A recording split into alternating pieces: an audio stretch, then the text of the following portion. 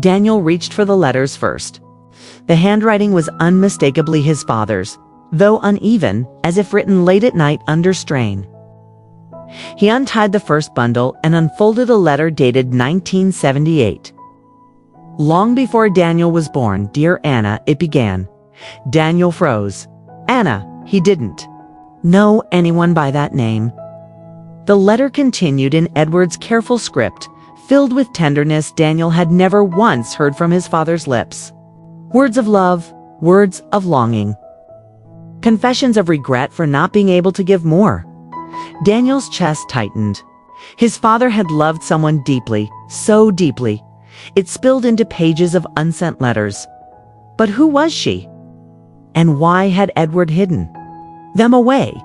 He read for hours, letter after letter, each one a window into a part of his father he had never imagined.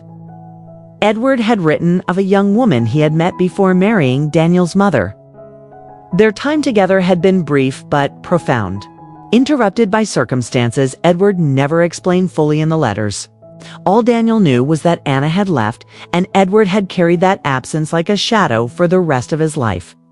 Beneath the letters, the photographs offered more pieces of the puzzle. Edward younger, smiling in a way Daniel had never seen, standing beside a woman whose face radiated warmth.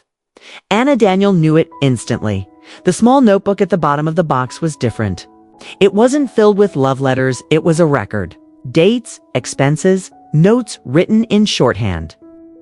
And scattered throughout were references to Daniel himself, school tuition payments, doctor visits, descriptions of birthdays and milestones. Edward had tracked everything down to the smallest detail. It was then that Daniel understood. His father had been watching, caring, providing in silence. He may not have spoken the words Daniel longed to hear, but he had lived them quietly, sacrificing to ensure his son's future. By the time Daniel closed the box, his eyes burned with tears. He had spent years resenting Edward for his distance, never realizing that love can exist without constant words or grand gestures. Love can be quiet, hidden, stored away in wooden boxes and unsent letters. But questions remained. Who was Anna? Truly, did his mother know? And why had Edward chosen to carry this secret to his grave rather than share it with his family? For the first time in days, Daniel felt not just grief, but purpose. He knew he couldn't stop here.